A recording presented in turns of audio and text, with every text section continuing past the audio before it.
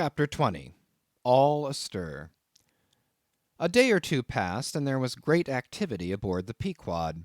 Not only were the old sails being mended, but new sails were coming on board, and bolts of canvas and coils of rigging. In short, everything betokened that the ship's preparations were hurrying to a close. Captain Peleg seldom or never went ashore, but sat in his wigwam keeping a sharp look-out upon the hands. Bildad did all the purchasing and providing at the stores, and the men employed in the hold and on the rigging were working till long after nightfall.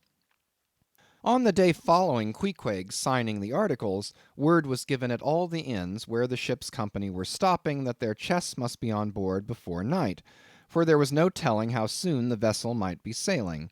So Queequeg got down our traps, resolving, however, to sleep ashore till the last. But it seems they always give very long notice in these cases, and the ship did not sail for several days.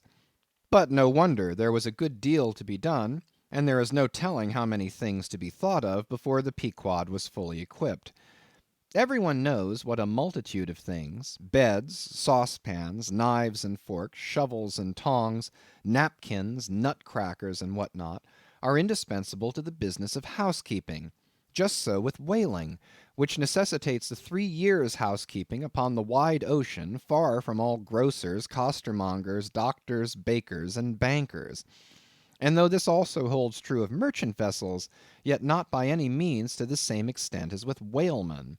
For besides the great length of the whaling voyage, the numerous articles peculiar to the prosecution of the fishery, and the impossibility of replacing them at the remote harbors usually frequented, it must be remembered that of all ships, whaling vessels are the most exposed to accidents of all kinds, and especially to the destruction and loss of the very things upon which the success of the voyage most depends.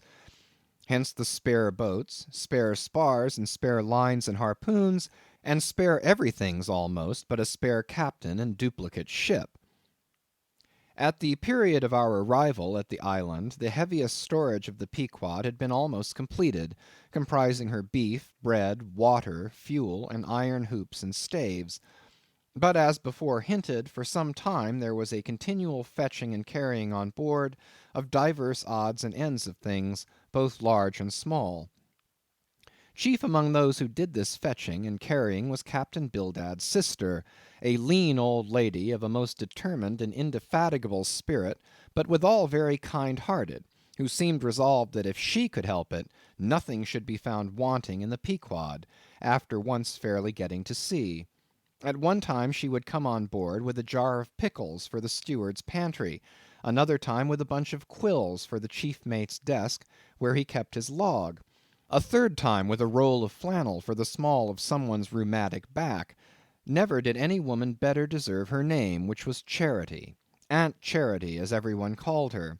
And like a sister of charity did this charitable Aunt Charity bustle about hither and thither, ready to turn her hand and heart to anything that promised to yield safety, comfort, and consolation to all on board a ship in which her beloved brother Bildad was concerned, and in which she herself owned a score or two of well-saved dollars. But it was startling to see this excellent-hearted Quakeress coming on board, as she did the last day, with a long oil ladle in one hand and a still longer whaling lance in the other. Nor was Bildad himself nor Captain Peleg at all backward. As for Bildad, he carried about with him a long list of the articles needed, and at every fresh arrival down went his mark opposite that article upon the paper. Every once in a while Peleg came hobbling out of his whalebone den, roaring at the men down the hatchways, roaring up to the riggers at the masthead, and then concluding by roaring back into his wigwam. During these days of preparation, Queequeg and I often visited the craft, and as often I asked about Captain Ahab, and how he was, and when he was going to come on board his ship. To these questions they would answer that he was getting better and better, and was expected aboard every day. Meantime the two captains, Peleg and Bildad, could attend to everything necessary to fit the vessel for the voyage. If I had been downright honest with myself, I would have seen very plainly in my heart that I did but half fancy being committed this way to so long a voyage, without once laying my eyes on the man who was to be the absolute dictator of it, so soon as the ship sailed out upon the open sea.